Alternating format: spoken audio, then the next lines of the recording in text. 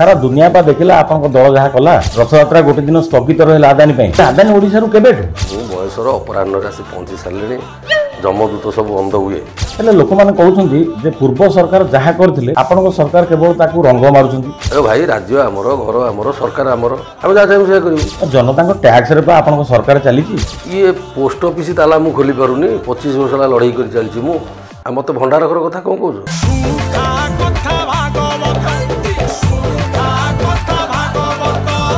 दर्शक बंधु राजनीति एभली एक जिनिस थरे जी पाद देइछि खसिबार ना धरनी एमिति कथार अच्छी चाषी हुड़िले बरसे गोटे नेता हुड़िले 5 वर्ष जदि गोटे नेता हारी जाए थाए आउ थे निर्वाचन आसिले पुणी आउ थे सी निर्वाचन मैदान को ओह्लाए एवं जितवाई आशा रखे आज आम गहण में एमती जन अतिथि अच्छा परिचय मु दबाटा ठीक हेबनी परिचय सी निजे देवे आसतु मुहर किसी कथा शुणा आज्ञा नमस्कार। नमस्कार ओडिशार 4.5 कोटी अगणित जनता को मु विवेकानंद बेहरा मोर अष्टांग शरीर भूमिष्ठ प्रणाम जनाऊँगी। बोदामुंडी निर्वाचन मंडलीर दीर्घ 25 वर्ष धरी एमएलए पाई लड़ुथिबा फूलदलरू मु विवेकानंद बेहरा किंतु दुखर कथा मु आज जीति पारिनी। जीतवा कथा आज्ञा छाड़ू जीवन युद्ध में आप हारिबा परिस्थिति आउ कईटा दिन रहा आपन पाखे से कथा भाई मु जानी मु बयसर अपराह आसी पहुंची सारे जमदूत सब बंद हुए बुझिपारे कि तथापि आशा बैतरणी लोभ छाड़ूनी से जो गादीर पावर लोभ से कथा तो सत किंतु राजनीति को लेकिन आपन पाखे विशेष अभिज्ञता अच्छी फूल दल को आपण बयसर अधा समय दे सारे हेले पाइछंती कौन किछि नहीं पाइबा तो बहुत दूर कथा भाई मु केवल हरइबारे व्यस्त।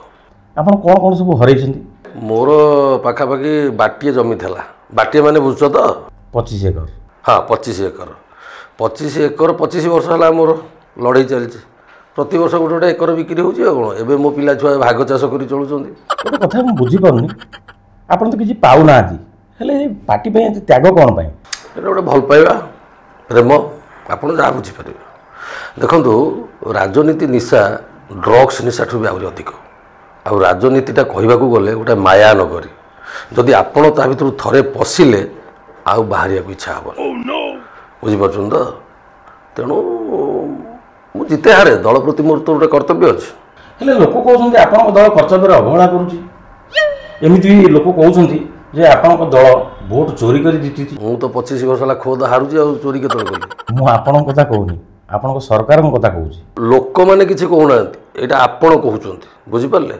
जनता जनार्दन केबे भी आम दल विरुद्ध में कहबेनी कारण से जानी आम दल कौन आ आम सरकार कौन कौन आपन सरकार सारा दुनिया पा देखला आपन दल जहाँ कला रथयात्रा गोटे दिन स्थगित रहा आदानी हेले आदानी ओडिशा केबेठु मु सही कथा तुमको पचार ओडिशा रे आदानी केबेठु माने 2014 मसीह तत्कालीन मुख्यमंत्री 5500 कोटी गोटे बजेट पास कले आदानी ग्रुप को धामरा बंदर संप्रसारण हम आज्ञा 2020 मेक इन ओडिशा करने आदानी ग्रुप चेयरमैन को आनी राजधानी राजरास्ता उपरे मीटिंग कराइले एवं तांकु संपूर्ण भाव में घोषणा करी सर्वसम्मुखें कहले जे आपण को समस्त प्रकार समर्थन आ सहयोग जोगई दिज्व आपण मेक इन ओडिशा को करंतु।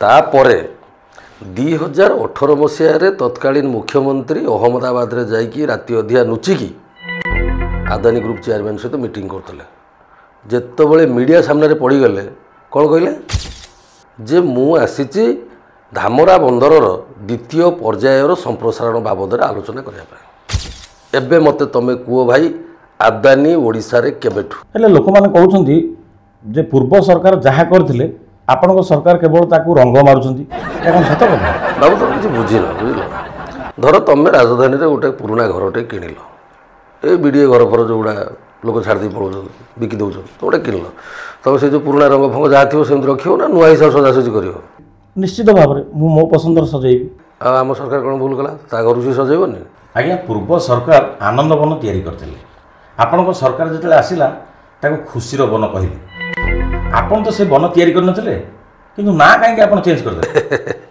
आनंद आ खुशी ये दीटा शब्दर अर्थ कौन आज्ञा एका कथा ଦୁଇଟା ଯାକ ତ ସମାନ ଅସୁବିଧା କେଉଁଠି ହେଲା? ଆଜ୍ଞା ଭାଇ ରାଜ୍ୟ ଆମର, ଘର ଆମର, ସରକାର ଆମର, ଆମେ ଯାହା ଚାହିଁବୁ ସେଇଆ କରିବୁ।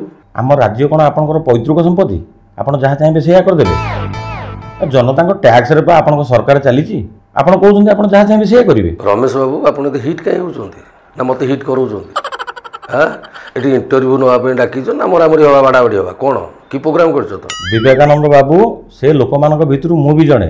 ସେ ପ୍ରଶ୍ନ ପଚାରିବାର ଅଧିକାର ମୋର ବି ଅଛି। ଶୁଣ ରମେଶ ବାବୁ, ଆମ ସରକାର ଯାହା ପ୍ରତିଶ୍ରୁତି ଦେଇଥିଲା ସବୁ ପୂରଣ କରି। ଆଉ ଭଣ୍ଡାର ଘର କଥା କଥା ଦେଇକି କଥା ରଖିଲେ ସରକାର, କିନ୍ତୁ ତାପରେ ଯେଉଁ ସବୁ ଘଟଣା ଘଟିବା କଥା ଆଉ ଘଟିଲାନି। ଆଜ୍ଞା ବାବୁ, ଇଏ ପୋଷ୍ଟ ଅଫିସ ତାଲା ମୁଁ ଖୋଲି ପାରୁନି, 25 ବର୍ଷ ହେଲା ଲଢ଼େଇ କରି ଚାଲିଛି ମୁଁ। ଆଉ ମୋତେ ଭଣ୍ଡାର ଘର କଥା କ'ଣ କହୁଛ?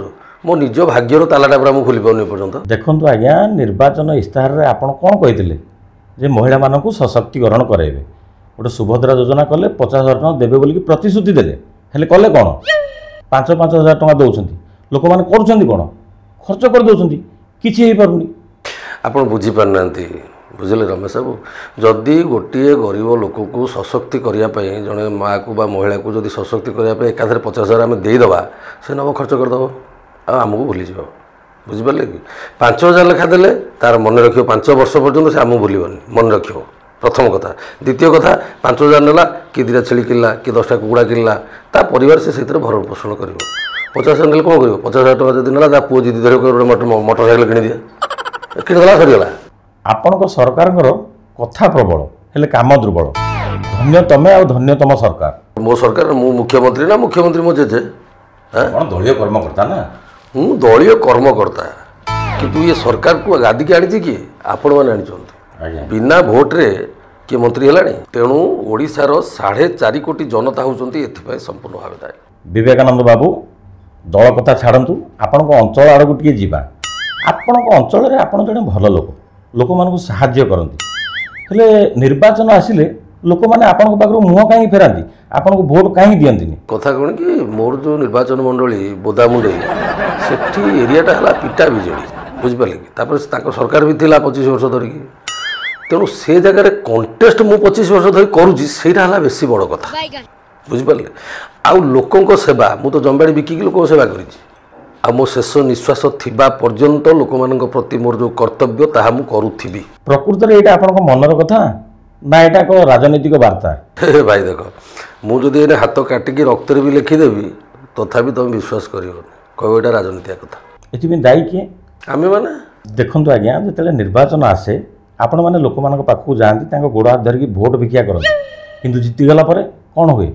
ଆପଣ ଗୋଡ଼ ଧରାଇ ଦିଅନ୍ତି ସେମାନଙ୍କୁ, ନ ଚିହ୍ନିଲା ପରି ଅଭିନୟ କରନ୍ତି, କିନ୍ତୁ ହାରି ଯାଇଥିବା ନେତା ସମସ୍ତଙ୍କୁ ମନେ ରଖନ୍ତି। ଆରେ ଦେଖ, ମୁଁ ତ 25 ବର୍ଷ ହେଲା ଯାହାକୁ ଚିହ୍ନିଛି ଜାଣିଛି, ତାକୁ ମନେ ରଖିଛି। ମୁଁ ଭୁଲିବା ଲୋକ ନୁହଁ, କି ଭୁଲିନି କାହାରିକି। ଜିତିଲେ ବି କ'ଣ ମନେ ରଖିବେ? ନିଶ୍ଚୟ ମନେ ରଖିବି, ଭୁଲିବିନି। ମୁଁ 25 ବର୍ଷ ହେଇଗଲା ମୁଁ ହାରୁଛି, ତଥାପି ମୁଁ ଦଳ ଛାଡ଼ିଛି କି? ମୋତେ ଫ୍ରି ଅଫ୍ କଷ୍ଟରେ ଅନ୍ୟ ଦଳରୁ ଟିକେଟ୍ ଅଫର୍ ହେଉଛି, ତା ସାଙ୍ଗରେ ପଇସା ବି ଅଫର୍ ହେଉଛି, କିନ୍ତୁ ମୁଁ ଯାଉନି। ମୋ ଦଳ ମୋ ପାଇଁ ମହାନ। ଆପଣଙ୍କ କଥାରୁ ଯାହା ଲାଗୁଛି ଯେ ଆପଣ ଆପଣଙ୍କ ଦଳକୁ ବହୁତ ଗୁରୁତ୍ୱ ଦେଉଛନ୍ତି, ହେଲେ ଆପଣଙ୍କ ଦଳ ଆପଣଙ୍କୁ କେତେ ଗୁରୁତ୍ୱ ଦେଇଛି? ଦଳ ଗୁରୁତ୍ୱ ଦେଉଛି, ବେଳେବେଳେ ଟିକେ ଅବହେଳା କରିଦେଉଛି, ହାରିଥିବା ପ୍ରାର୍ଥୀଟା ନା ମୁଁ। ନହେଲେ ଏଇଥରକ ତ ମୁଁ ଆଶା ବାନ୍ଧିଛି ଦଳ ମୋତେ ଗୁରୁତ୍ୱ ଦେବ। ଦଳ ଟିକେଟ୍ ଖଣ୍ଡକ ଏଥର ମୋତେ ଦେବ, ଦେଲେ ଆଉ ମୁଁ ଜିତିଗଲି ଯଦି ଟିକେ ପାୱାରରେ ରହିକିରି ଲୋକଙ୍କ ସେବା କଲେ ଟିକେ ଭଲ ଲାଗିବ। ଆଉ ଆପଣଙ୍କ ପାଖରେ ତ ଆଉ ଜମି ନାହିଁ ବିକ୍ରି କରିବା ପାଇଁ, ଆପଣ ଟଙ୍କା ଖର୍ଚ୍ଚ କରିବେ କେମିତି ଆଉ ଜିତିବେ କେମିତି? ମୁଁ ପାୱାରରେ ନଥିଲେ କ'ଣ ହେବ? ଆମ ଦଳ ପୁରା ଖୋଦ୍ ପାୱାରରେ ଅଛି। ମୁଁ ସିନା ହାରିଛି, କିନ୍ତୁ ଜିତିଥିବା ପ୍ରାର୍ଥୀର ବିଷଦାନ୍ତ ଭାଙ୍ଗି ଦେଇଛି। ସେ କେବଳ ଫଁ ହେବ, ଚୋଟ ମାରିପାରିବ ନାହିଁ। ଆପଣ ବାରମ୍ବାର ହାରିଲା ପରେ ମଧ୍ୟ ଆପଣଙ୍କର ପାୱାର ରହୁଛି। ସେ ପାୱାର ଥାଇ କ'ଣ ଲାଭ? ମୁଁ ଟିକେ ଅରିଜିନାଲ ପାୱାରରେ ରହିକିରି ଲୋକଙ୍କୁ ସେବା କରନ୍ତି, ସେଇଟା ମୋର ଇଚ୍ଛା। ସେ ତ ହେଇପାରୁନି ଆଉ। ସେଥିପାଇଁ ଲୋକମାନେ ଆପଣଙ୍କୁ ପସନ୍ଦ କରିବା ଦରକାର, ଲୋକମାନେ ଆପଣଙ୍କୁ ନେତା ଭାବେ ବାଛିବା ଦରକାର। ଭାଇ ଦେଖ, ସେଥିପାଇଁ ମୁଁ 25 ବର୍ଷ ହେଲା ଚେଷ୍ଟା ଜାରି ରଖିଛି ଏବଂ ଏବେ ବି ଚାଲିଛି ସେ ଚେଷ୍ଟା। ତେଣୁ ଜନତା ଜନାର୍ଦ୍ଦନଙ୍କ ଉପରେ ଭରସା, ସିଏ ଯାହାକୁ ଆଶୀର୍ବାଦ ଢାଳିବେ ସିଏ ହେବ। ଦେଖନ୍ତୁ ବିବେକାନନ୍ଦ ବାବୁ, ଆପଣଙ୍କ ଚେଷ୍ଟା ଓ ନିଷ୍ଠା ଆଗରେ ମୁଁ ନତମସ୍ତକ, କିନ୍ତୁ ଭଗବାନ କରନ୍ତୁ ଏଥର ନିର୍ବାଚନରେ ଆପଣ ଜିତନ୍ତୁ, ଲୋକମାନଙ୍କ ସାହାଯ୍ୟ କରନ୍ତୁ। ଶୁଣିଲେ ତ ଦର୍ଶକ ବନ୍ଧୁ, 25 ବର୍ଷ ଧରି ସଂଘର୍ଷ କରିଥିବା ଜଣେ ନେତାଙ୍କର କଥା, ସିଏ ଏତେ ଥର ହାରି ମଧ୍ୟ ରାଜନୈତିକ ମଇଦାନ ଛାଡ଼ି ନାହାନ୍ତି। ତାଙ୍କର ଧୈର୍ଯ୍ୟକୁ ମାନିବାକୁ ପଡ଼ିବ। ତ ଦର୍ଶକ ବନ୍ଧୁ, ଆଜି ତ ସମୟ ହୋଇଯାଇଛି, ଆଉ ଏକ ଅଧ୍ୟାୟରେ ଦେଖା ହେବା। ସେ ପର୍ଯ୍ୟନ୍ତ ବିଦାୟ ଦିଅନ୍ତୁ। ନମସ୍କାର, ଜୟ ଜଗନ୍ନାଥ। କଥା ଭାଗବତ